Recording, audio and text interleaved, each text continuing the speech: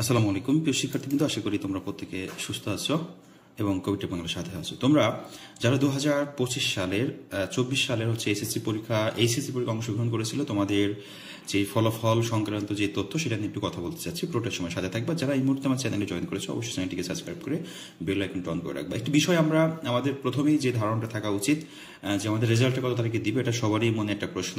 তো আমরা যতটুকু জেনেছি সেটা হচ্ছে সামনের মাসের মাঝামাঝিতে ফলাফল প্রকাশ করা হবে, এরকম একটা তথ্য কয়েকদিন আগ থেকে এখনো জানতে পাচ্ছি যে নেক্সট মান্থের মাঝামাঝিতে রেজাল্টটা প্রকাশ করা হবে। এখন কত ছিল আমাদের জেএসসি রেজাল্ট থেকে রেজাল্ট আসবে, এসএসসি এই দুটো মার্ক থেকে রেজাল্ট নিবে, এরকম অনেক তথ্য হয়েছিল। তো এখন একটি বিষয় সুরাহা হয়েছে যতটুকু সম্ভব, সেটা হচ্ছে তোমাদের যেই সাবজেক্টগুলোর পরীক্ষা হয়েছিল সেই সাবজেক্টগুলো তোমরা যা পেরেছো ওখান থেকে 100% কাউন্ট করা হবে, আর যেগুলো হয় নাই সেগুলো নেওয়া হবে এসএসসি রেজাল্ট থেকে।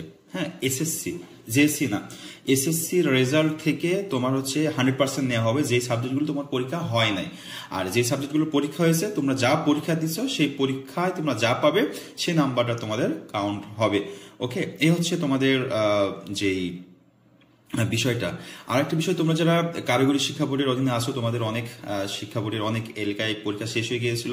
জাস্ট সিলেট সুনামগঞ্জ যে সময় বন্যা হচ্ছিল, ওই বন্যা কবলিত এলাকায় কিছু পরীক্ষা স্থগিত ছিল। সেই পরীক্ষাগুলো তোমাদের কোনটা নেওয়া হবে, এসএসসি সাবজেক্ট থেকে নেওয়া হবে না ফার্স্ট ইয়ার থেকে নেওয়া হবে, এটা এখন আমরা তথ্য পাই নাই।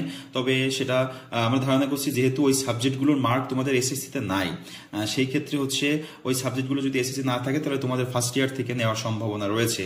আর ফার্স্ট ইয়ারের যে পরীক্ষাগুলো হয়েছে বাকি ছিল তোমাদের সমাপনী পরীক্ষা একাদশ শ্রেণী, সেগুলো কোথা থেকে নিবে এখনো তথ্য আমরা পাই নাই, তবে এসএসসি থেকে নিবে সাবজেক্ট ম্যাপিং এর মাধ্যমে।